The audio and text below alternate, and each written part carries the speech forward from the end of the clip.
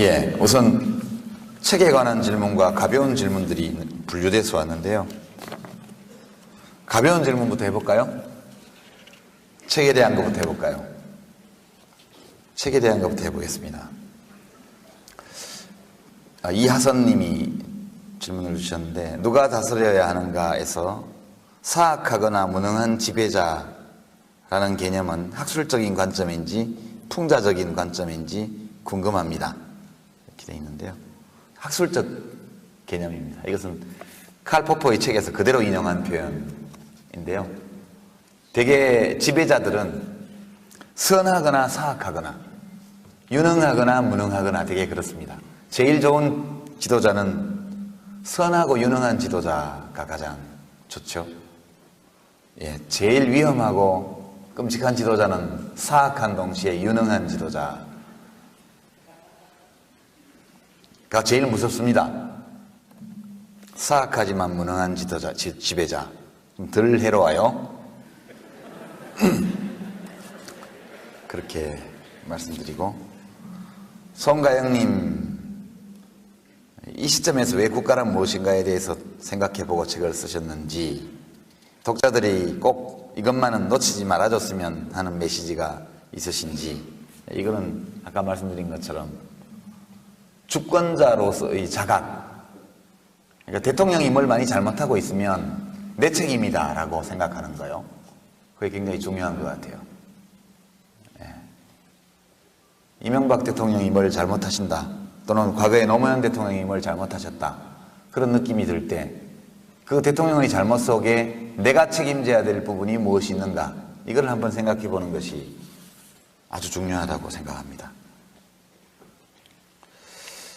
예, 정현수님 질문인데, 용산 참사로 책을 시작을 해서 인상이 깊었다. 책에 나와 있지 않은 인상 깊은 사건 하나 더 예를 들어주세요. 이렇게 하셨는데요. 용산 참사는 끔찍한 사건인데 규모가 그렇게 큰 것은 아닙니다. 국가가 저지른 악 중에서요. 되게 우리나라는 이제 용산 참사 정도의 사건에서도 굉장히 깊은 충격을 받습니다. 우리 국민들은. 왜냐하면 대한민국은 대체로 북한과 군사적으로 대치하고 있는 정전 상태에 있긴 하지만 내부, 사회 내부의 치안이나 질서, 이 사회 분위기가 매우 평화로운 나라입니다. 민간에는 총도 없고요. 예. 그렇기 때문에 공권력이 상대적으로 매우 강합니다.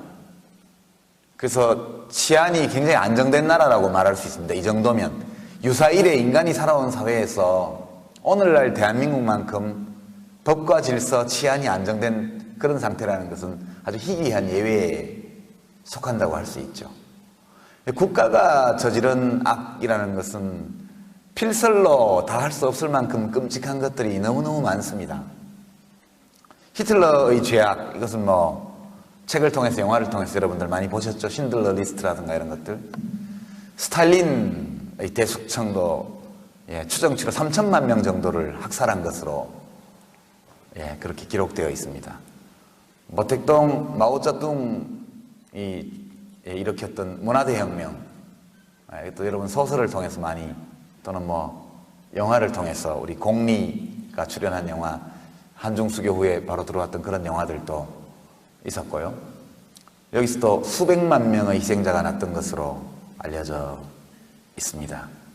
이런 것들은 모두 국가가 저지른 끔찍한 죄악들이고요. 국가 권력과 종교 권력이 일체가 되어 있던 중세기 유럽에서 벌어졌던 인권유린, 마녀재판 이런 것들이요. 이런 것도 정말 끔찍한 국가범죄에 해당됩니다. 가까이 아시아로 와서는 일제 때 일본 제국주의자들이 저질렀던 민중학살 이런 것들도 그렇고요. 해방공간 혹은 6.25 전쟁의 와중에 그 뒤에 빨치산, 소위 빨치산 터벌작전 시기에 벌어졌던 양민학살, 제주 4.3 이런 것들은 우리 역사에서 기록되어 있는 국가범죄들이죠. 아주 극단적인 이제 캄보디아의 크메르루스라는, 젊은 분들은 오래전 일이라 잘 모르실 수도 있는데 킬링 필드라는 영화가 유명했죠. 전체 인구 중에서 약 전체 인구 10명 중에 1명 이상을 학살한 것으로 나옵니다. 그러니까 캄보디아에서는 지금도 그 나라가 빈곤을 못 벗어나고 있는데 의사, 기술자, 간호사 등등 소위 전문직 종사자 중에 살아남은 사람이 거의 없었습니다. 크메르 루즈라는 것은 붉은 크메르라는 공산주의자 집단이 권력을 장악하고 나서 프롤레타리아트 혁명이라는 것을 이상하게 해석해서 육체 노동에 종사하지 않는 모든 국민을 거의 다 죽여버렸죠. 그게 이제 킬링필드라고 알려져 있는 크메르 루즈의 대학살입니다. 대개 이념과 관련되어 있죠.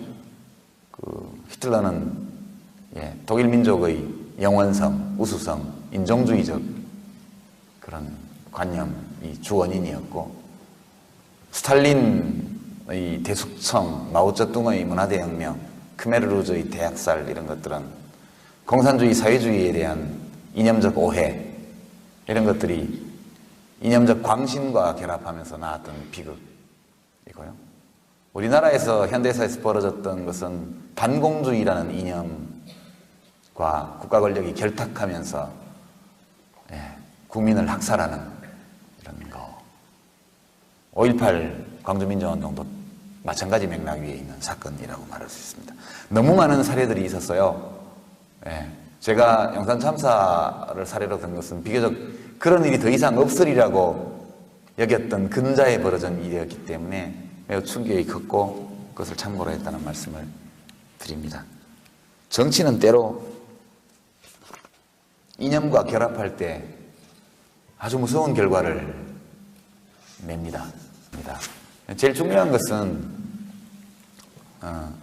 세종대왕 얘기를 제가 얼핏 해서 그런데요. 세종대왕이 오시면 잘 할 수 있을 수도 있죠. 국민들이 알아주기만 한다면, 국민들이 알아보기만 한다면 세종대왕이 잘 할 수 있겠죠. 지금은 개인적으로 탁월한 능력을 가진 사람이 와도 문제 해결하기가 매우 어렵게 돼 있어요. 민주주의라는 것 자체가 위대한 인물, 선한 인물이 권력을 잡아서 선을 많이 행할 수 있도록 하기 위해서 만든 제도가 아니고, 정말 사악하고 무능한 자들이 권력을 잡아도 나쁜 일을 많이 하지 못하도록 최대한 억제하는 장치가 민주주의입니다. 민주주의의 장점은 여기에 있는 것이죠. 그러니까 이걸 오해하게 되면 우리는 매번 선거를 통해서 대통령을 뽑아. 근데 매번 실망해. 그래서 임기 중반이 되면 대통령 지지율이 30% 밑으로 내려가요. 끝날 때가 되면은 지지율이 바닥에 있고, 그리고 물러나는 대통령은 손가락질을 받으면서 물러나고, 그 다음 대통령이 새로운 기대를 받으면서 또 등장한 다음에 몇 년이 지나면 똑같은 코스를 밟아갑니다. 이것 때문에 사람들이 선거 뭐하러 해? 선거란 매번 실망하기 위해서 새로운 지도자를 뽑는 절차다. 이렇게까지 말을 하죠. 그놈이 그놈이다. 이렇게 얘기하고요. 그러나 이렇게 보면 정치에 대해서, 민주주의에 대해서 무관심해질 수밖에 없습니다. 위험한 거죠, 이게 정말로. 민주주의에 대해서 우리가 좀 다르게 해석할 필요가 있다고 저는 생각해요. 민주주의 정치 제도에 대해서. 김대중 대통령 같은 분이 대통령이 되셨지만 좋은 일을 아주 많이 하지는 못했잖아요. 그 당시 야당과 언론의 견제, 방해 이런 것들 많았고요. 노무현 대통령 경우에도 행정수도 같은 것 옮기는 거는 헌법재판소에서 제동을 걸어버렸죠. 수많은 일들이 여성 헌법재판소장이 탄생할 뻔했지만 야당에서 협조를 안 해줘서 결국 자진사퇴하는 일도 있었고요. 그러니까 민주주의라는 것은 견제와 균형의 장치를 너무 많이 갖고 있기 때문에 착한 마음을 가진 사람이 해도 좋은 일을 많이 하기 어려워요. 그러나 누군지는 말하지 않겠지만 못된 생각을 가진 사람이 대통령이 되어도 못된 짓을 그닥 많이 하지는 못해요. 4대강 하나 빼면 그닥 못된 짓 성공적으로 한 게 없습니다. 그렇게 말씀드리고, 이렇게 이해를 하는 것이 맞다고 보고요. 이렇게 민주주의 정치제도를 잘 운영함으로써 가능한 한 좋은 사람이 국가 권력을 장악할 수 있도록 하고, 그가 좋은 일을 계속할 수 있도록끔 참여하고 감시하고 이렇게 하는 것이 해결책이다. 한때는 두바이 왕국 셰이크 모하메드를 데려다가 시키자는 주장을 한 신문도 있잖아요. 그 주장 나오고 1년 안에 두바이가 파산했죠. 그렇습니다. 누가 어떤 사람이 와서 못합니다. 예. 진보 용어로 하면 민중이 할 수 있고 시민이 할 수 있고, 함석헌 선생님 말씀에 따르면 생각하는 백성이라야 할 수 있고요, 노무현 대통령 말씀에 따르면 깨어있는 시민이라야 할 수 있다, 그렇게 말씀드립니다. 자, 이제 좀 가벼운 질문들인데요. 이기철 님이 100% 깨끗한 대통령이 있을까요? 없죠? 기대하지 마십시오. 예. 어떤 의미에서 깨끗할까? 완벽하게 깨끗한 사람, 완벽한 사람이라는 건 있을 수 없습니다. 사람은 다 차이가 매우 적어요. 그러니까 우리처럼, 여러분들처럼 평범한 사람과 나라의 대통령 사이의 차이가 얼마나 날까? 그렇게 큰 차이가 있는 게 아닙니다. 약간의 차이예요. 저와 장동건 씨 사이의 차이가 얼마나 날 것 같습니까? 뼈가 뭐 0. 몇 미리 높고 어디에 피하 지방이 뭐 0. 몇 미리 더 있고, 이 차이가 장동건과 유시민의 차이를 만들죠. 예, 여성 여러분과 김희선의 차이도 그렇게 생기는 거고요. 외모도 극히 미세한 차이가 절세의 미인과 평범한 여인 사이의 차이를 결정하고요. 예, 세계적인 미남과 평범한 남자의 차이를 만들어냅니다. 정신적인 면에서도요, 대통령과 일반 시민들의 차이는 그닥 크지 않다고 저는 생각해요. 제가 이제 한명숙 국무총리, 이해찬 국무총리 이런 분들을 가까이서 모셔봤잖아요. 노무현 대통령도 또 가까이서 모셔봤잖아요. 그분들과 보통 우리가 살아가면서 만나는 분들을 비교를 해보면 정말 약간의 차이입니다. 약간의 차이. 그 약간의 차이가 매우 중요하죠. 근데 이제 우리가 큰 차이가 있을 거라고 생각한다면, 보통 사람들은 온갖 때도 묻고 뭐 이렇게 하면서 살지만, 대통령은 정말 100% 완벽하고 깨끗하게 뭘 해줬으면 좋겠다는 소망이 그래서 나오는 것인데, 이렇게 기대하지 마십시오. 대한민국의 정치 문화, 정치 풍토, 정당 제도 속에서 100% 깨끗한 대통령이 나온다는 것은 근원적으로 불가능하다. 앞으로도 약간 때가 묻어 있어도 그래서 대체로 깨끗하면 봐주셔야 된다, 그렇게. 예. 저는 그렇게 솔직히 생각합니다.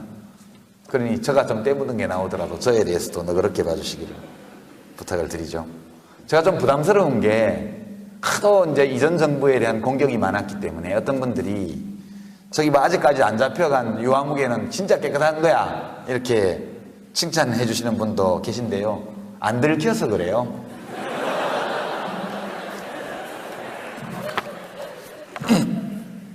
그렇게 생각해 주시고요.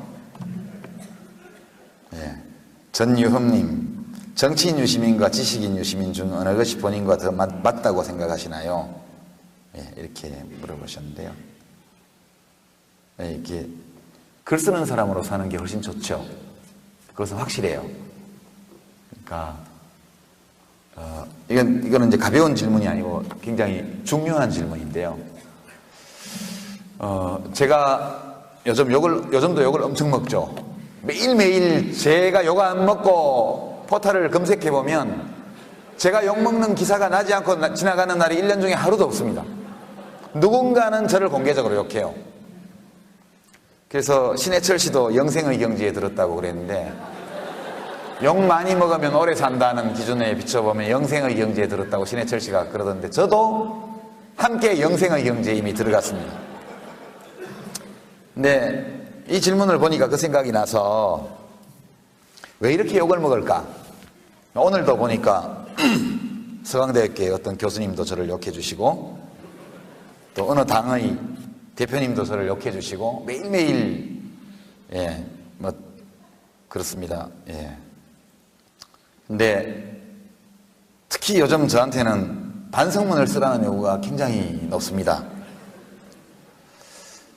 왜 그럴까 이렇게 생각해 보니까, 제가 정치를 하면서 지식인 냄새를 자꾸 풍겨서 그런 거 아닐까, 그런 생각이 좀 듭니다. 그냥 정치인이 좀 적당히 무식하고 그냥 그러면 상대를 안 해줄 텐데, 이런 책 쓰는 것도 이게 문제가 많은 거예요. 이게 기분이 되게 나쁘신 것 같아요. 그분들이. 저는 사실은 제가 문필업에 종사하는 정당인이기 때문에 이것은 저희 생업이거든요. 지식 소매라는 게. 그냥 하는 거예요. 그냥 짬짬이. 안 그러면 어디서 돈 받아 써야 되니까 하여튼 벌어서 써야 될 거 아니에요. 저희 부부는 다 비정규직 인생인데 평생 하여튼 비정규직이긴 하지만 벌어서 써야 돼요. 자기 이 힘으로 살아야 되니까. 그래서 이 둘 중에 어느 하나만 할 수가 없는 거죠, 지금. 근데 저에게 지식인 냄새가 많이 나기 때문에 공격할 거리가 참 많은 것 같습니다, 저를. 그래서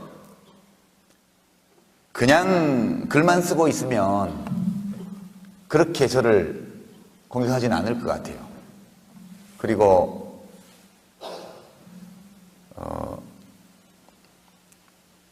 그냥 정치만 해도 괜찮을 것 같은데 이 둘을 다 하기 때문에 문제가 심각하다. 근데 이제 괴로운 것은 정치하는 사람은 지식인들과 논쟁하는 게 임무가 아니지 않습니까? 저는 정치를 하는 게 임무지 지금. 글 쓰는 건 생업이고 제 공무, 공적인 일은 정치인데 그 지식인들이 때로 합당한 비판을 하기도 하고 부당한 비난을 하기도 하고 사실관계에 대한 착오도 굉장히 많은데 그거를 대응하다 보면 하루 종일 그 일만 해야 돼요. 하도 많은 분들이 동시에 저를 그렇게 해버리기 때문에. 그래서 무척 괴롭다 이런 말씀 드리고요. 제발 저하고 별로 관계없는 기사 쓰면서 제목에 제 이름 뽑아넣는 거 좀 안 해주셨으면 싶어요. 언론사에서.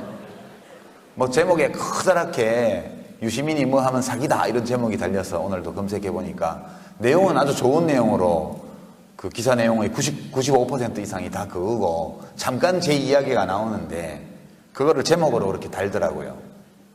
제가 진짜 미워하는 사람이 많나 봐요, 저를. 미워하는 사람이 너무 많으니까 그걸 제목으로 올려놓으면 클릭수가 엄청 많아진대요. 언론인 여러분들, 저의 인권도 좀 최소한의 보호를 해주시기를 바랍니다. 오혜성님, 언제 가장 행복하셨습니까? 군대에서 제대하던 날이요.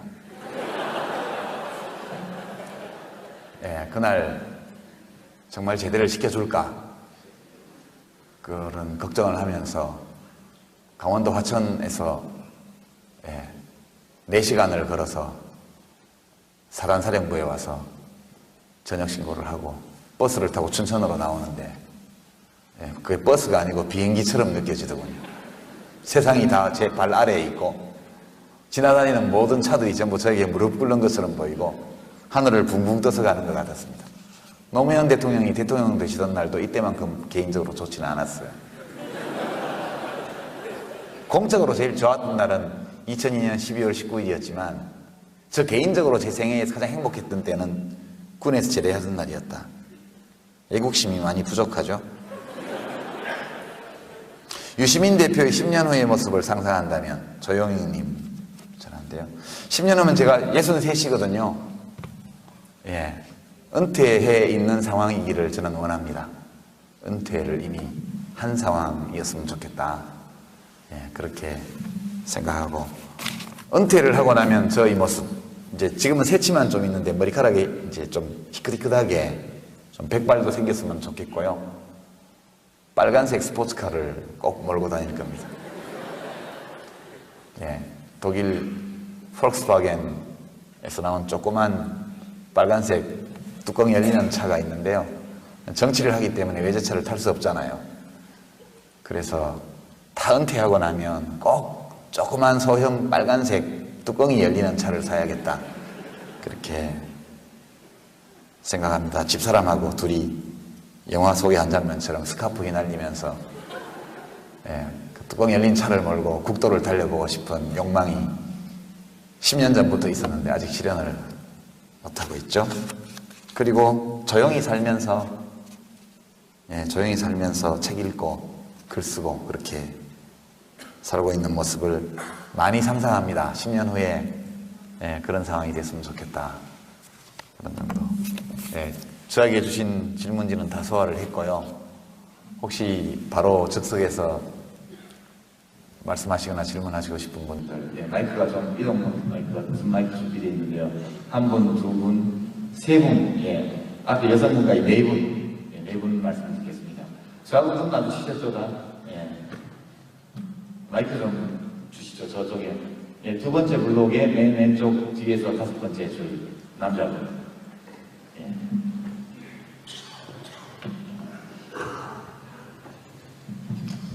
네, 고맙습니다. 오늘 고생 많으시고요.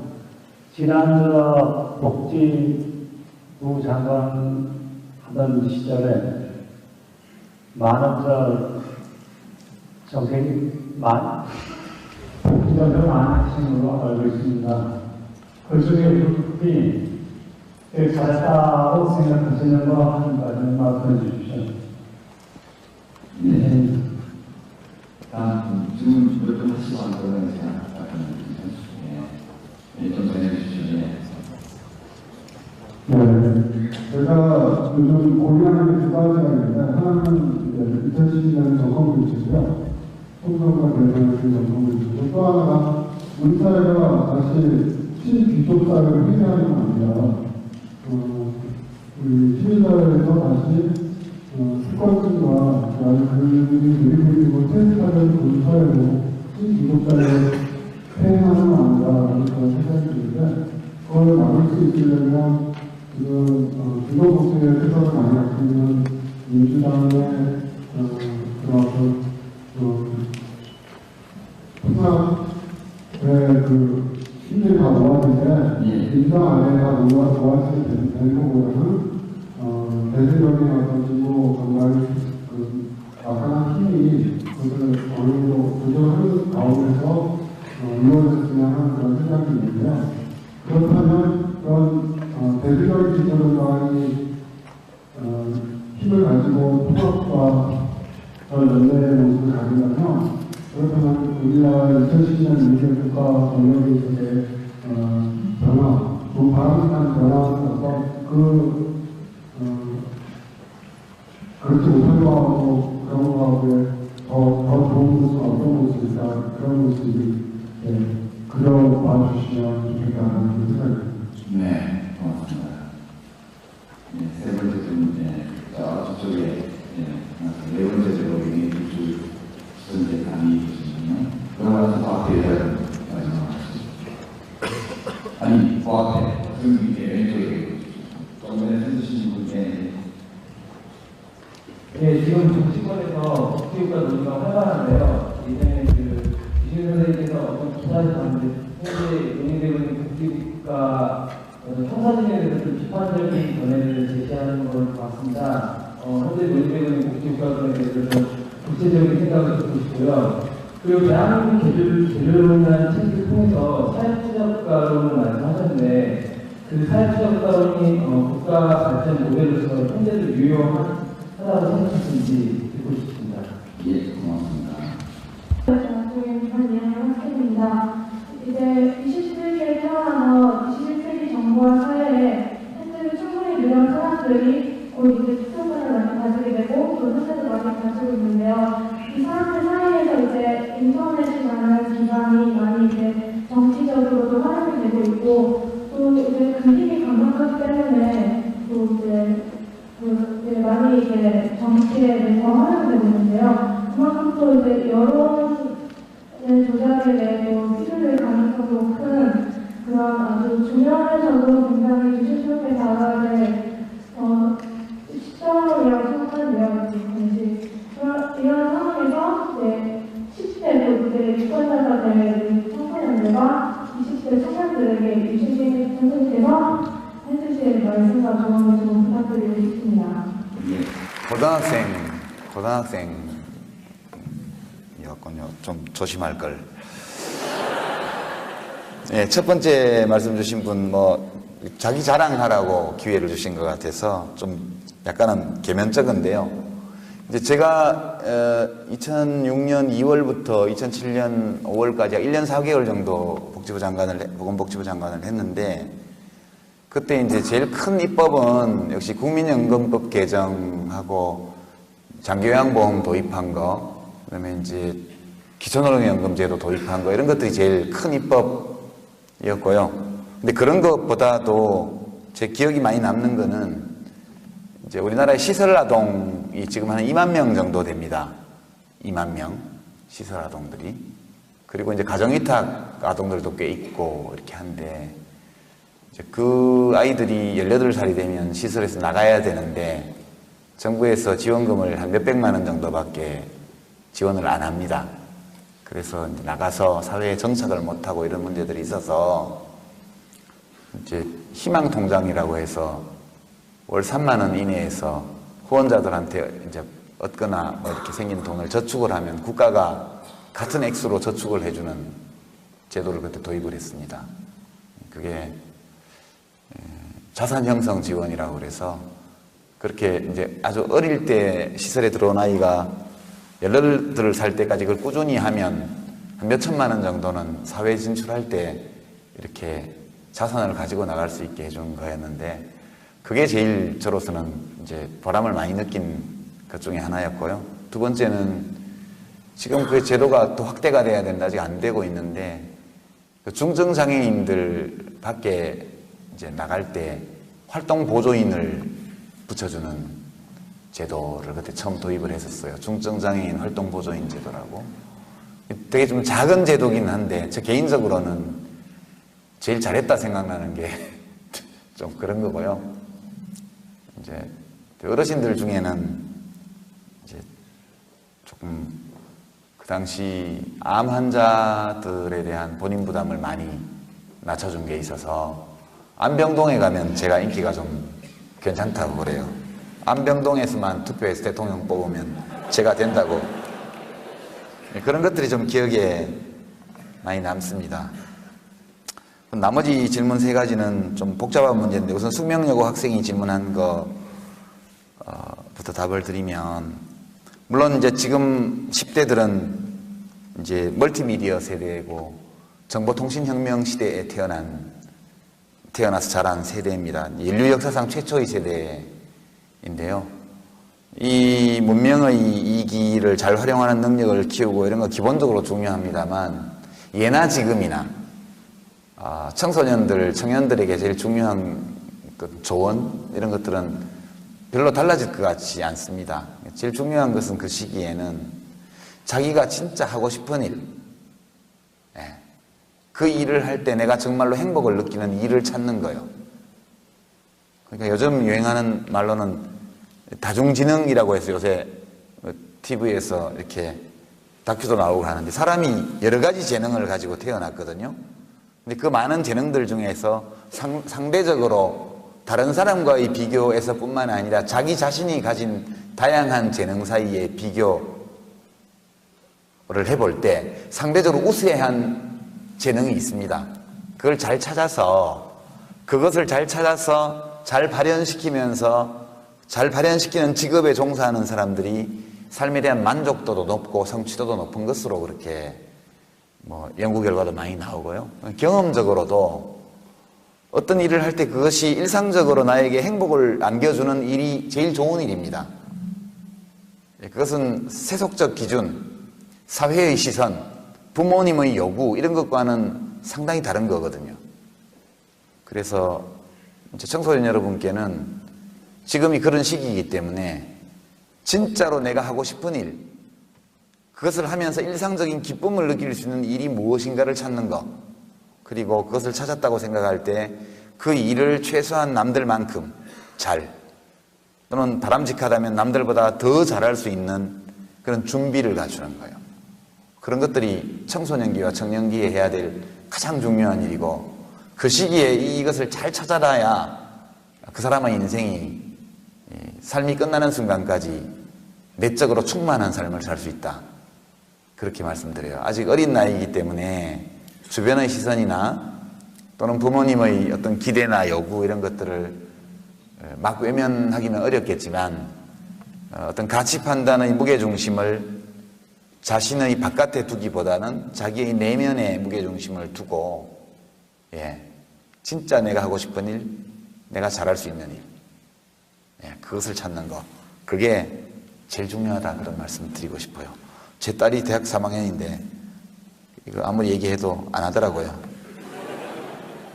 예, 다 마음대로 되는 건 아닌데 여하튼 예, 그렇습니다. 두 번째 질문 주신 분, 아니, 세 번째 질문부터 먼저 하죠. 사회투자국가론, 이것은 예, 하나의 의미 있는 어떤 정책론이라고 저는 생각합니다. 그러니까 사회투자국가라는 것은 기본적으로 물질보다는 사람에 투자하는 그런 정책을 말하는 것이죠. 그러니까 토목이나 뭐 강바닥 파헤치는 거, 흙장난, 물장난 이런 거보다는 아이들, 특히 아이들에 대한 투자, 특히 인적 투자에 집중하고, 인적 투자의 대상이 인지적 능력 향상만이 아니라 신체적, 정서적, 정신적, 인지적인 모든 면에서 국민들 개개인의 능력이 최대한 발휘될 수 있도록 기회를 부여하고 독려하는 그런 일들을 하는데 국가의 힘을 집중하는 그런 것을 말하는 겁니다. 그래서 매우 유효한 그런 개념이라고 저는 생각합니다. 지금도 생각하고, 복지국가는 이것은 복지국가는 조금 다른 개념이긴 한데요. 서로 배척하는 것은 아닙니다. 복지국가에 대해서 여러 가지 얘기가 많이 들리지만 복지국가의 핵심은 사람들을, 시민들을 위험으로부터 보호하는 것입니다. 복지국가가 뭐냐 이렇게 묻는다면 사회적 연대를 통해서 다양한 삶의 위험에서 시민들을 보호하는 국가, 이것이 복지국가입니다. 그러니까 복지국가는 무덤에서 요람까지, 요람에서 무덤까지 모든 것을 책임지는, 국가가 책임지는 국가라기보다는 시민들 스스로가 연대를 통해서 그 일을 할 수 있도록끔 잘 조직하고 뒷받침하는 국가가 복지국가라고 생각해요. 되게 우리 삶의 위험이라는 것은 전통적 위험도 있고 새로운 위험도 있습니다만, 근데 이제 질병 이런 거요, 질병 이런 것들은 예로부터 있던 위험이고요. 그 다음에 산업재해 이런 거요, 이런 거는 산업화 시대에 들어와서 생긴 그런 위험이고, 또 실업, 일자리를 잃는 거 이런 거요, 다 그렇죠. 그 다음에 이제 소득 없는 노후, 그러니까 이게 굉장히 오래 사는 시대로 왔는데, 예전에는 다 일찍 죽었기 때문에 평균 연령이, 생존 연령이 뭐 40몇 세 이렇게 되면 노후 대책을 할 필요가 별로 없었어요. 그러나 지금은 80세, 90세까지 살기 때문에 오래 살면서도 소득이 없는 경우, 재산이 없는 경우, 이것은 굉장히 큰 재앙 내지 위험입니다. 이제 이런 사회적 위험에 대해서 시민들 스스로가 각자 해결하는 부분도 있을 수는 있기는 있습니다만, 그래도 사람들이 서로 연대해서 이 문제를 대처할 수 있도록 해주는 거거든요. 첫 번째는 사회보험이고요. 우리나라에서는 뭐 국민건강보험, 국민연금, 산재보험, 고용보험, 장기요양보험 5가지 사회보험이 있죠. 보험료 내고 혜택 보고, 보험료는 소득에 따라서 비례해서 내고 능력껏 내고, 서비스는 자기가 필요하면 갖다 쓰고, 좀 공산주의 비슷하죠. 능력에 따라 보험료를 내고 필요에 따라 서비스를 쓴다. 이게 사회적 연대의 정신입니다. 사회보험 있고요. 공적부조 있죠. 공적부조. 자기 혼자 힘으로 도저히 이 문제를, 어려움을 극복하지 못하는 특수한 경우에 처한 분들, 예를 들어서 이제 기초생활보장제도, 이것은 김대중 대통령께서 만드신 제도죠. 기초노령연금제도, 소득이 없는 노인들 70%에게 적은 돈이지만 매월 드리는 거, 참여정부 때 만들어진 거고요. 그 밖에 장애인들에 대한 생계지원이라든가 생활지원 뭐 이런 거요. 그 다음에 저소득층에 대한 보육료 지원, 이런 것들 전부 공적부조 형식으로 가는 겁니다. 이것은 사회가 특별한 경우에 처한, 상황에 처한 사람들에게 사회가 뒷받침을 하는 이런 제도고, 보편 서비스가 있죠. 중학교까지의 무상의무교육 같은 게 보편 서비스고, 지금 학교급식, 이 저소득층에게만 주던 공적부조에서 무상급식으로 보편 서비스로 넘어가고 있죠. 등록금 지원 같은 것도 지금 빈곤층 학생들에게 좀 가고 있는 거를 반값 등록금 하게 되면 보편적으로 이제 가게 되는 것이고, 이런 보편적 서비스 같은 것들이 여러 가지 있습니다. 이런 모든 것들을 통해서 시민들이 다양한 삶의 위험으로부터 자기 삶을 지켜낼 수 있도록끔 국가가 주선하고 조직하고 관리하고 이런 것이 복지국가입니다. 사회투자국가는 이 바탕 위에서 한 걸음 더 나아가서 국민 개개인이 조금 더 큰 역량을 가진 인간으로 발전할 수 있게끔 더 깊이 들어가는 그런 개념이다. 그렇게만 간략하게 설명드리고요. 궁금하신 분은 좀 재미없지만 대한민국 개조론을 참고해 주시기 바랍니다. 그다음에 이제 마지막으로 좀 두 번째 질문 주신 내용이 이제 이게 좀 복잡한 건데요.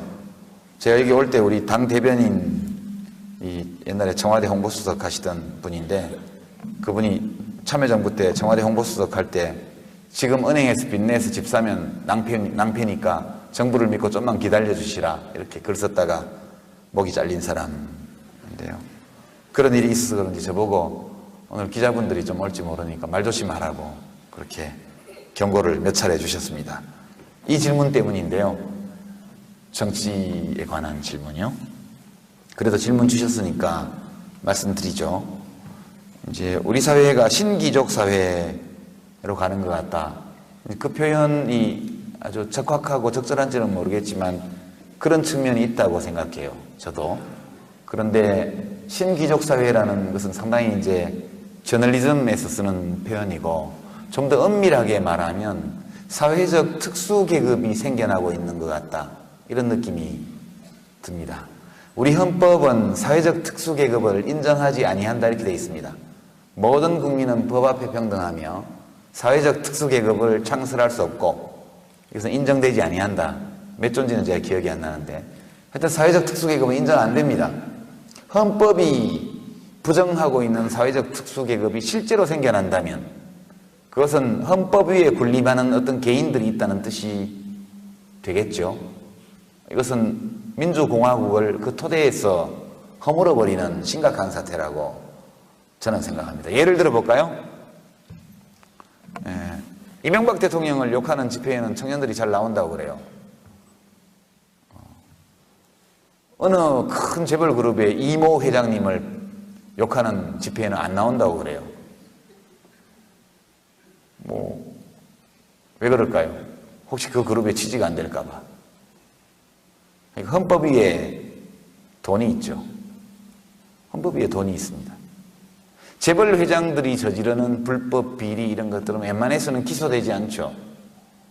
기소되어도 가벼운 형벌을 받게 되고요.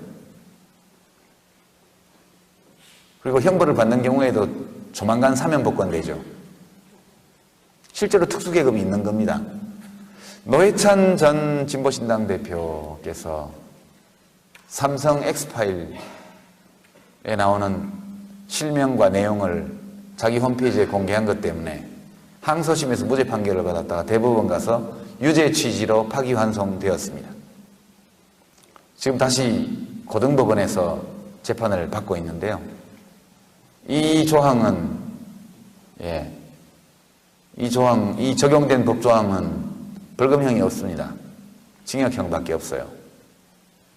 그러니까 최고 낮은 형이 유죄 선고를 하되 선고를 유예하는 게 제일 낮은 건데 선고 유예를 해도 다음번 총선에서 나오기 어렵습니다. 법적으로.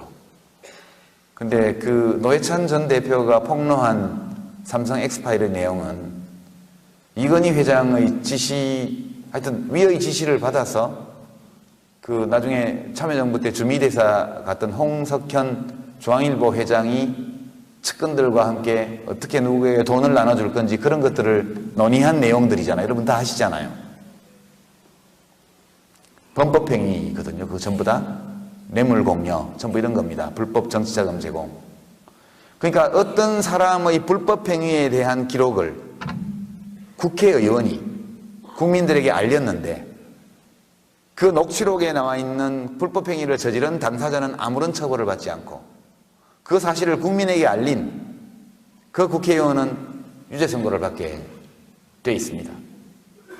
이것을 사회적 특수기급이라는 말 아닌 다른 어떤 말로 표현할 수 있을까요?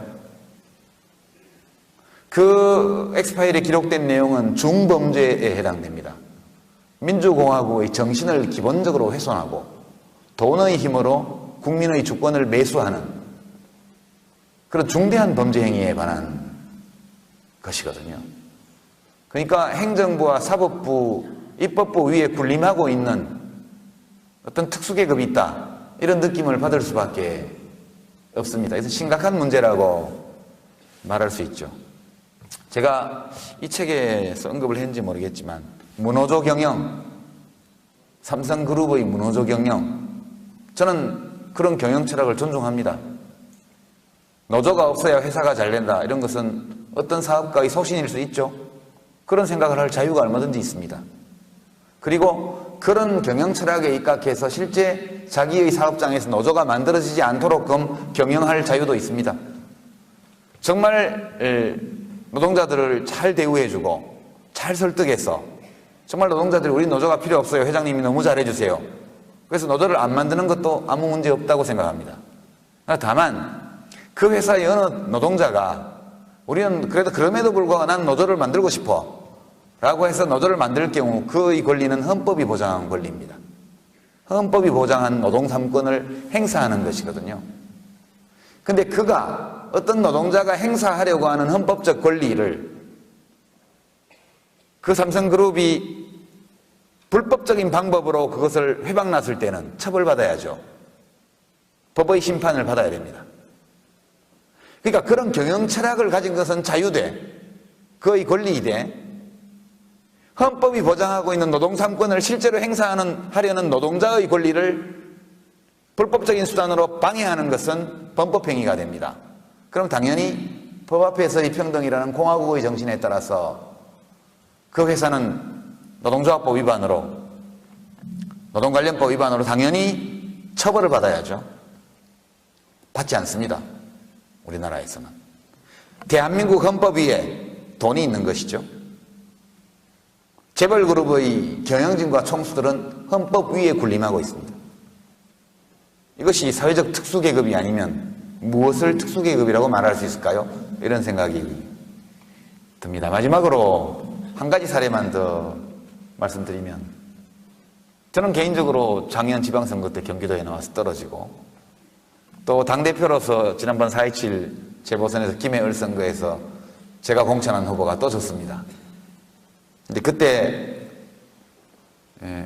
참여당 소속의 그 후보는 야권 단일 후보였거든요. 그 후보의 패배는 참여당의 패배인 동시에 연합공천한 모든 야당의 패배였습니다.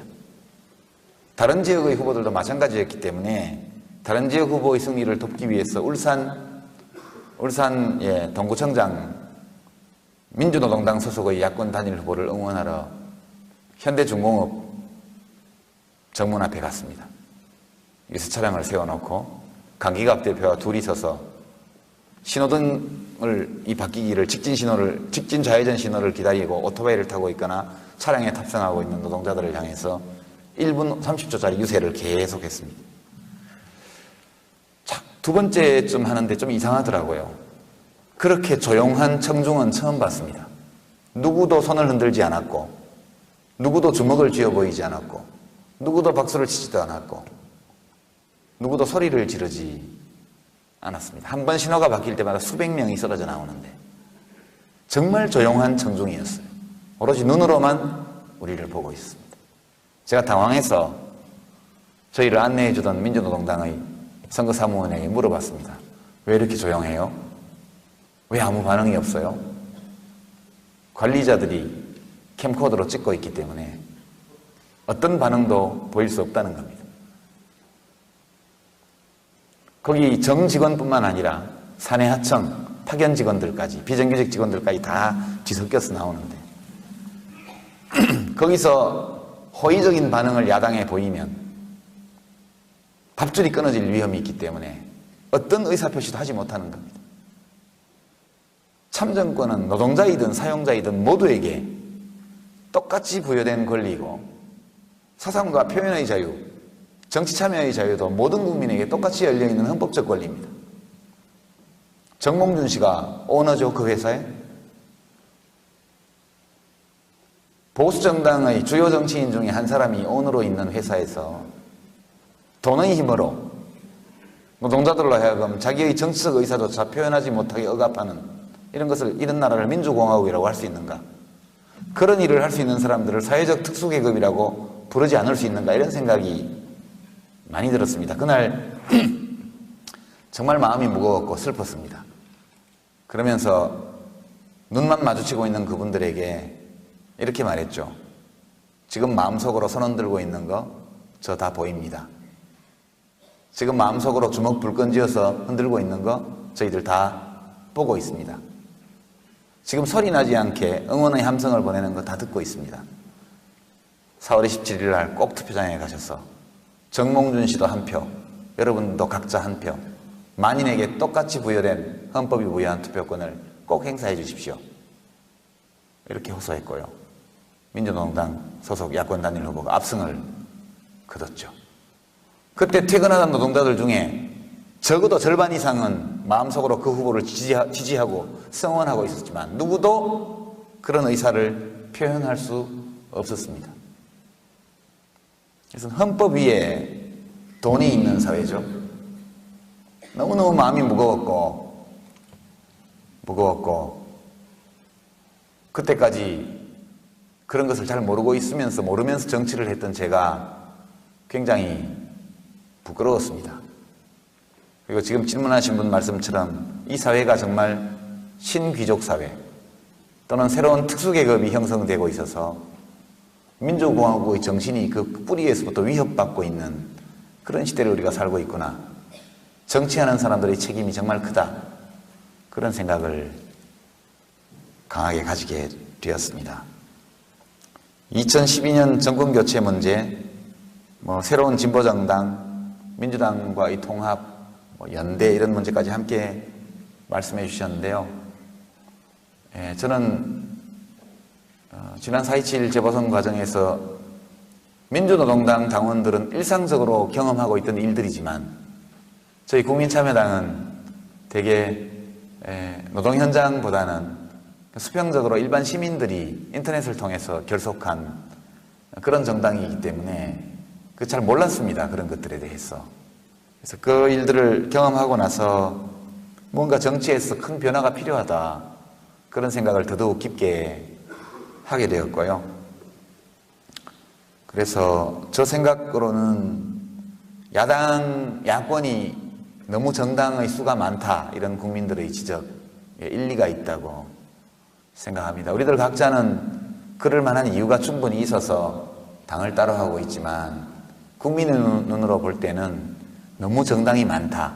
작은 차이를 가지고 갈라져 있는 정당들이 너무 많다. 이런 것이 국민들의 의견이라고 생각합니다. 다 하나로 합치는 것이 어렵다면 부분적으로라도 자꾸 합치고 통합하고 연대하는 것이 옳은 길이라고 생각합니다. 이 문제는 제가 선택하거나 이렇게 할 수 있는 문제가 아니고 여러 가지 흐름이 있는 문제여서 내일 모레 글피 일요일 날인가요? 진보신당의 당대회가 있어서 그날 진보통합에 대한 의결이 원만하게 그렇게 가결되기를 저는 바라고 있고 이것이 국민들의 요구에 부합하는 일이라고 생각합니다.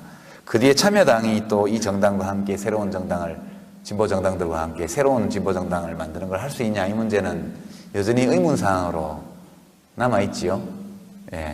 그래서 양쪽이 모두 원해야 되는 일이기 때문에 앞으로 이 문제를 둘러싼 정치적 과정이 있을 것이다 이렇게 말씀드리고요.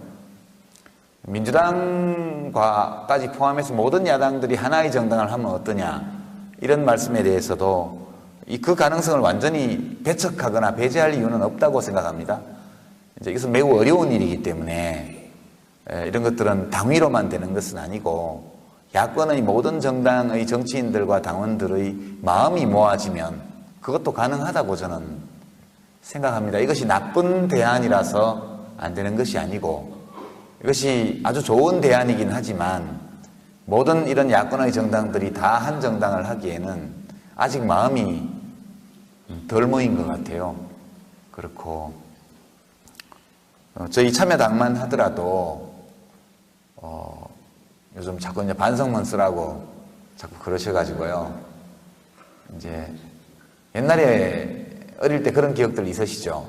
뭘 좀 해놓고 내 사실 별로 잘한 게 아닌데 그렇게 생각을 하고 있는데 옆에서 자꾸 너 잘못했지? 빨리 잘못했다고 말해. 빌어. 이러면 빌기 싫죠? 그렇지만 속으로 내 잘한 게 없지 그런 생각하죠. 그러면 그 다음에는 그렇게 안 하죠. 그런 거라고 생각해요. 그러니까 정책의 차이를 도덕의 문제로 치환해버리고 정책적 수단의 선택과 관련된 어떤 생각의 변화 이런 것들을 윤리적 어떤 회개나 반성의 대상으로 이렇게 만들어버리면 정말 사람들이 마음을 모으기가 힘들 것 같아요. 그래서 이 문제 관련해서는 저희 야권의 정치인들이나 당원들이 문재인 전 이제 마지막 청와대 비서실장 참여정부이셨던 문재인 노무현 재단 이사장님이 최근에 낸 저서에서 하신 말씀이 매우 경청할 만한 좋은 말씀이라고 저는 생각해요. 제 생각을 말씀드리기보다는 문재인 이사장님 말씀은 참여정부에 대한 성찰을 할 때 직접 정권을 맡았던 사람들이 가장 먼저 가장 크게 성찰해야 한다. 그 점을 전제로 하고요. 그러나 모든 것이 대통령과 대통령을 모셨던 사람들만의 성찰로 끝난다면 그것 또한 옳지 않다.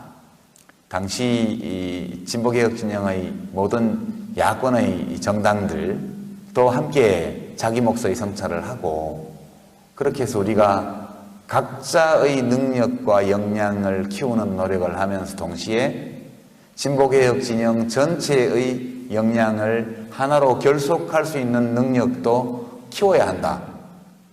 그리고 이런 각자가 감당해야 될 성찰들이 충분히 이루어져야만 또다시 참여정부 때 있었던 것 같은 그런 일들이 반복되지 않을 수 있는 거 아니냐. 정권교체도 중요하지만 이렇게 일시적으로 모여서 정권교체를 한다 한들 참여정부 때처럼 이 진보개혁 진영 자체가 서로를 적대시하고 이렇게 대립하는 양상으로 간다면 그 정부 또한 참여정부와 같은 운명을 피하지 못할 것이다. 그것이 두렵다. 그런 말씀 하셨는데요. 대충 옮겼지만 저는 이 말씀이 정말 옳은 말씀이라고 생각하고 있습니다. 이 야권이 그와 같은 과거에 대한 성찰을 크게 성찰해야 될 사람들은 크게, 조금 작게 성찰해도 될 분들은 좀 작게, 그리고 각자 자기 몫의 성찰을 하면서 그것을 토대로 해서 앞으로 대한민국을 더 정의로운 국가로 만들어 나갈 수 있는 그런 목표를 가지고 서로의 힘을 모은다면 그러면 좋은 결과를 낼 수 있을 것이다. 전국적으로는 그 정당의 당원으로 참여하고 있는 시민들 그리고 그 정당들에게 표를 찍어주는 유권자들의 생각 이런 것들이 가장 중요할 것이다. 이렇게 말씀을 드립니다. 시간이 9시 반이 다 되어서요. 여러분들이 저자강연에 기대하신 만큼 뭐 의미 있는 내용 있는 강연이 되었는지 좀 두려움이 있습니다. 주신 질문들에 대해서는 원래 예정했던 9시 반 정도까지 제가 답변을 마쳤고 이 정도에서 끝내고 조금 꼭 사인 받으실 분들 많이 늦었고 10시까지밖에 임대가 안 돼 있으니까 너무 기초를 길게 쓰시면 제가 죄송하니까요. 조금만 줄을 서서 사인을 받으셨으면 고맙겠습니다. 이런 정도로 제가 그냥 마무리할까요? 사회자 하시죠.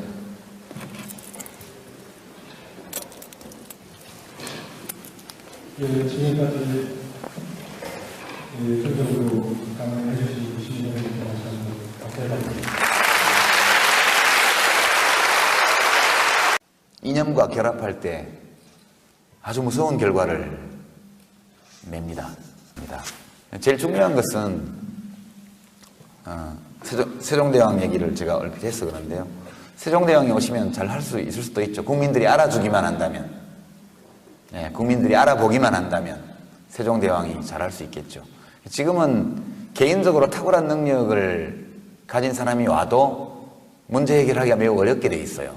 민주주의라는 것 자체가 위대한 인물, 선한 인물이 권력을 잡아서 선을 많이 행할 수 있도록 하기 위해서 만든 제도가 아니고 정말 사악하고 무능한 자들이 권력을 잡아도 나쁜 일을 많이 하지 못하도록 최대한 억제하는 장치가 민주주의입니다.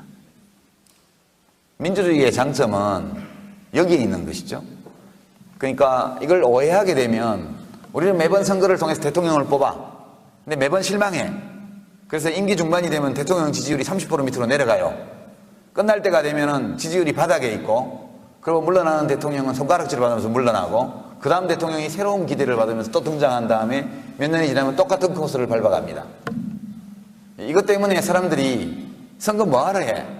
선거란 매번 실망하기 위해서 새로운 지도자를 뽑는 절차다. 이렇게까지 말을 하죠. 그놈이 그놈이다. 이렇게 얘기하고요. 그러나 이렇게 보면 정치에 대해서, 민주주의에 대해서 무관심해질 수밖에 없습니다. 위험한 거죠, 이게 정말로. 민주주의에 대해서 우리가 좀 다르게 해석할 필요가 있다고 저는 생각해요. 민주주의 정치제도에 대해서.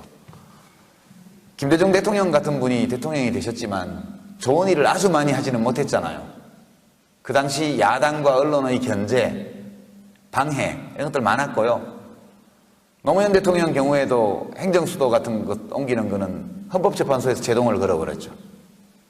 수많은 일들이 여성 헌법재판소장이 탄생할 뻔했지만 야당에서 협조를 안 해줘서 결국 자진사퇴하는 일도 있었고요. 그러니까 민주주의라는 것은 견제와 균형의 장치를 너무 많이 갖고 있기 때문에 착한 마음을 가진 사람이 해도 좋은 일을 많이 하기 어려워요. 그러나 누군지는 말하지 않겠지만 못된 생각을 가진 사람이 대통령이 되어도 못된 짓을 그닥 많이 하지는 못해요. 4대강 하나 빼면 그닥 못된 짓 성공적으로 한 게 없습니다. 그렇게 말씀드리고 이렇게 이해를 하는 것이 맞다고 보고요. 이렇게 민주주의 정치제도를 잘 운영함으로써 가능한 한 좋은 사람이 국가 권력을 장악할 수 있도록 하고 그가 좋은 일을 계속할 수 있도록끔 참여하고 감시하고 이렇게 하는 것이 해결책이다. 한때는 두바이 왕국 셰이크 모하메드를 데려다가 시키자는 주장을 한 신문도 있잖아요. 그 주장 나오고 1년 안에 두바이가 파산했죠. 그렇습니다. 누가 어떤 사람이 와서 못합니다. 예. 진보 용어로 하면 민중이 할 수 있고 시민이 할 수 있고 함석헌 제가 욕먹는 기사가 나지 않고 지나가는 날이 1년 중에 하루도 없습니다. 누군가는 저를 공개적으로 욕해요. 그래서 신해철 씨도 영생의 경지에 들었다고 그랬는데 욕 많이 먹으면 오래 산다는 기준에 비춰보면 영생의 경지에 들었다고 신해철 씨가 그러던데 저도 함께 영생의 경지에 이미 들어갔습니다. 근데 이 질문을 보니까 그 생각이 나서 왜 이렇게 욕을 먹을까? 오늘도 보니까 서강대학교의 어떤 교수님도 저를 욕해 주시고 또 어느 당의 대표님도 저를 욕해 주시고 매일매일 뭐 그렇습니다. 근데 특히 요즘 저한테는 반성문을 쓰라는 요구가 굉장히 높습니다. 왜 그럴까 이렇게 생각해 보니까 제가 정치를 하면서 지식인 냄새를 자꾸 풍겨서 그런 거 아닐까 그런 생각이 좀 듭니다. 그냥 정치인이 좀 적당히 무식하고 그냥 그러면 상대를 안 해줄 텐데 이런 책 쓰는 것도 이게 문제가 많은 거예요. 이게 기분이 되게 나쁘신 것 같아요. 그분들이. 저는 사실은 제가 문필업에 종사하는 정당인이기 때문에 이것은 저희 생업이거든요. 지식 소매라는 게. 그냥 하는 거예요. 그냥 짬짬이. 안 그러면 어디서 돈 받아 써야 되니까 하여튼 벌어서 써야 될 거 아니에요. 저희 부부는 다 비정규직 인생인데 평생 하여튼 비정규직이긴 하지만 벌어서 써야 돼요. 자기 이 힘으로 살아야 되니까. 그래서 이 둘 중에 어느 하나만 할 수가 없는 거죠 지금. 근데 저에게 지식인 냄새가 많이 나기 때문에 공격할 거리가 참 많은 것 같습니다. 저를. 그래서 그냥 글만 쓰고 있으면 그렇게 저를 공격하지는 않을 것 같아요. 그리고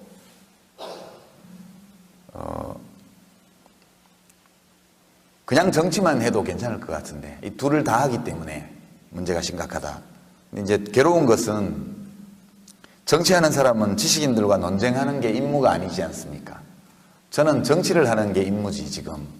글 쓰는 건 생업이고 저희 공적인 일은 정치인데, 그 지식인들이 때로 합당한 비판을 하기도 하고 부당한 비난을 하기도 하고 사실관계에 대한 착오도 굉장히 많은데, 그거를 대응하다 보면 하루 종일 그 일만 해야 돼요. 하도 많은 분들이 동시에 저를 그렇게 해버리기 때문에. 그래서 무척 괴롭다 이런 말씀 드리고요. 제발 저하고 별로 관계없는 기사 쓰면서 제목에 제 이름 뽑아넣는 거 좀 안 해주셨으면 싶어요. 언론사에서. 뭐 제목에 커다랗게 유시민이 뭐 하면 사기다 이런 제목이 달려서 오늘도 검색해 보니까 내용은 아주 좋은 내용으로, 그 기사 내용의 95% 이상이 다 그거고 잠깐 제 이야기가 나오는데 그거를 제목으로 그렇게 달더라고요. 제가 진짜 선생님 말씀에 따르면 생각하는 백성이라야 할 수 있고요, 노무현 대통령 말씀에 따르면 깨어있는 시민이라야 할 수 있다, 그렇게 말씀드립니다. 자, 이제 좀 가벼운 질문들인데요. 이기철 님이 100% 깨끗한 대통령이 있을까요? 없죠? 기대하지 마십시오. 예. 어떤 의미에서 깨끗할까? 완벽하게 깨끗한 사람, 완벽한 사람이란 있을 수 없습니다. 사람은 다 차이가 매우 적어요. 그러니까 우리처럼, 여러분들처럼 평범한 사람과 나라의 대통령 사이의 차이가 얼마나 날까? 그렇게 큰 차이가 있는 게 아닙니다. 약간의 차이예요. 저와 장동건 씨 사이의 차이가 얼마나 날 것 같습니까? 뼈가 뭐 0몇 밀리 높고 어디에 피하 지방이 뭐 0몇 밀리 더 있고, 이 차이가 장동건과 유시민의 차이를 만들죠. 예, 여성 여러분과 김희선의 차이도 그렇게 생기는 거고요. 외모도 극히 미세한 차이가 절세의 미인과 평범한 여인 사이의 차이를 결정하고요. 예, 세계적인 미남과 평범한 남자의 차이를 만들어냅니다. 정신적인 면에서도요, 대통령과 일반 시민들의 차이는 그닥 크지 않다고 저는 생각해요. 제가 이제 한명숙 국무총리, 이해찬 국무총리 이런 분들을 가까이서 모셔봤잖아요. 노무현 대통령도 또 가까이서 모셔봤잖아요. 그분들과 보통 우리가 살아가면서 만나는 분들을 비교를 해보면 정말 약간의 차이입니다. 약간의 차이.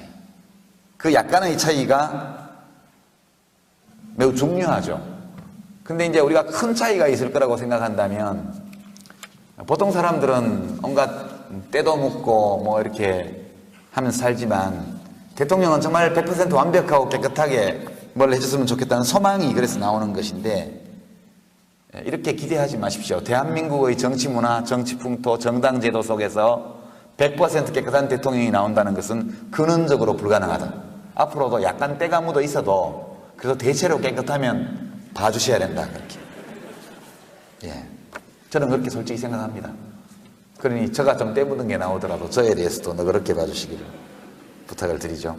제가 좀 부담스러운 게, 하도 이제 이전 정부에 대한 공격이 많았기 때문에 어떤 분들이 저기 뭐 아직까지 안 잡혀간 유아무개는 진짜 깨끗한 거야, 이렇게 칭찬해 주시는 분도 계신데요. 안 들켜서 그래요.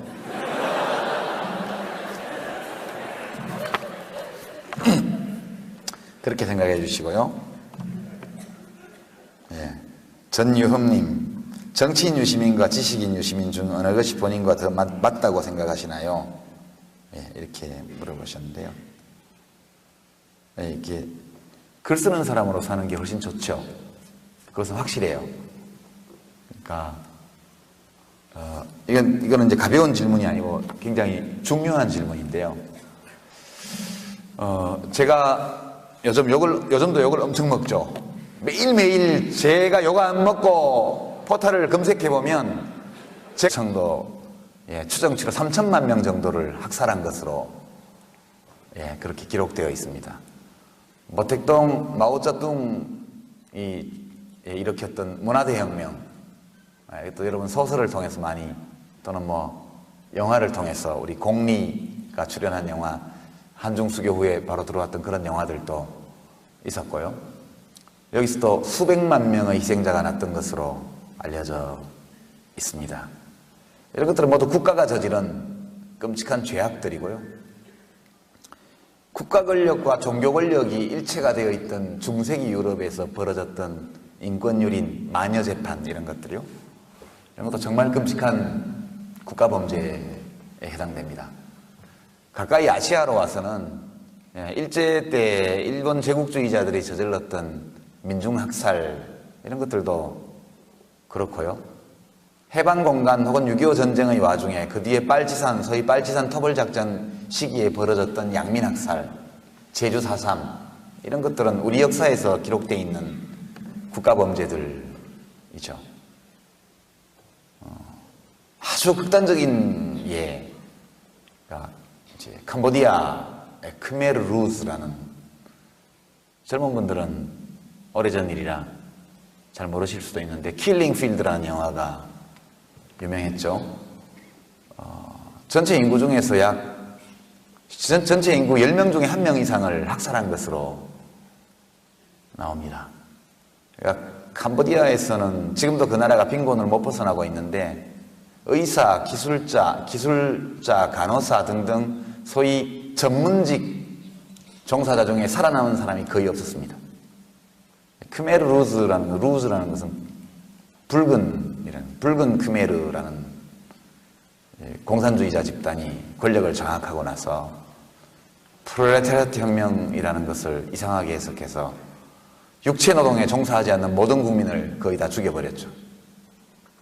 그게 이제 킬링 필드라고 알려져 있는 크메르 루즈의 대학살입니다. 대개 이념과 관련되어 있죠. 히틀러는 독일 민족의 영원성, 우수성, 인종주의적 그런 관념이 주 원인이었고, 스탈린의 대숙청, 마오쩌둥의 문화대혁명, 크메르 루즈의 대학살 이런 것들은 공산주의, 사회주의에 대한 이념적 오해 이런 것들이 이념적 광신과 결합하면서 나왔던 비극이고요. 우리나라에서 현대사에서 벌어졌던 것은 반공주의라는 이념과 국가 권력이 결탁하면서 국민을 학살하는 이런 거. 5.18 광주민주화운동도 마찬가지 맥락 위에 있는 사건이라고 말할 수 있습니다. 너무 많은 사례들이 있었어요. 제가 영산 참사를 사례로 든 것은 비교적 그런 일이 더 이상 없으리라고 여겼던 근자에 벌어진 일이었기 때문에 매우 충격이 컸고 그것을 참고로 했다는 말씀을 드립니다. 정치는 때로 우선 책에 관한 질문과 가벼운 질문들이 분류돼서 왔는데요. 가벼운 질문부터 해볼까요? 책에 대한 것부터 해볼까요? 책에 대한 것부터 해보겠습니다. 이하선님이 질문을 주셨는데, 누가 다스려야 하는가에서 사악하거나 무능한 지배자라는 개념은 학술적인 관점인지 풍자적인 관점인지 궁금합니다. 이렇게 되어 있는데요. 학술적 개념입니다. 이것은 칼 포퍼의 책에서 그대로 인용한 표현인데요.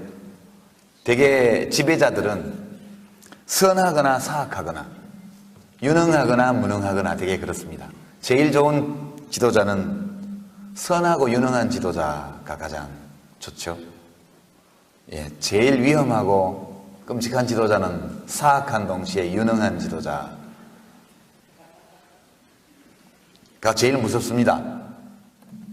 사악하지만 무능한 지도자, 지배자. 좀 덜 해로워요. 그렇게 말씀드리고, 송가영님, 이 시점에서 왜 국가란 무엇인가에 대해서 생각해보고 책을 쓰셨는지, 독자들이 꼭 이것만은 놓치지 말아줬으면 하는 메시지가 있으신지, 이거는 아까 말씀드린 것처럼 주권자로서의 자각, 그러니까 대통령이 뭘 많이 잘못하고 있으면 내 책임이다 라고 생각하는 거예요. 그게 굉장히 중요한 것 같아요. 이명박 대통령이 뭘 잘못하신다, 또는 과거에 노무현 대통령이 뭘 잘못하셨다, 그런 느낌이 들 때 그 대통령의 잘못 속에 내가 책임져야 될 부분이 무엇이 있는가, 이걸 한번 생각해 보는 것이 아주 중요하다고 생각합니다. 정현수님 질문인데, 용산 참사로 책을 시작을 해서 인상이 깊었다. 책에 나와 있지 않은 인상 깊은 사건 하나 더 예를 들어주세요. 이렇게 하셨는데요. 용산 참사는 끔찍한 사건인데 규모가 그렇게 큰 것은 아닙니다. 국가가 저지른 악 중에서요. 되게 우리나라는 이제 용산 참사 정도의 사건에서도 굉장히 깊은 충격을 받습니다. 우리 국민들은. 왜냐하면 대한민국은 대체로 북한과 군사적으로 대치하고 있는 정전 상태에 있긴 하지만 내부, 사회 내부의 치안이나 질서, 이 사회 분위기가 매우 평화로운 나라입니다. 민간에는 총도 없고요. 예. 그렇기 때문에 공권력이 상대적으로 매우 강합니다. 그래서 치안이 굉장히 안정된 나라라고 말할 수 있습니다. 이 정도면. 유사일에 인간이 살아온 사회에서 오늘날 대한민국만큼 법과 질서, 치안이 안정된 그런 상태라는 것은 아주 희귀한 예외에 속한다고 할 수 있죠. 국가가 저지른 악이라는 것은 필설로 다 할 수 없을 만큼 끔찍한 것들이 너무너무 많습니다. 히틀러의 죄악, 이것은 뭐 책을 통해서, 영화를 통해서 여러분들 많이 보셨죠? 신들러 리스트라든가 이런 것들. 스탈린의 대숙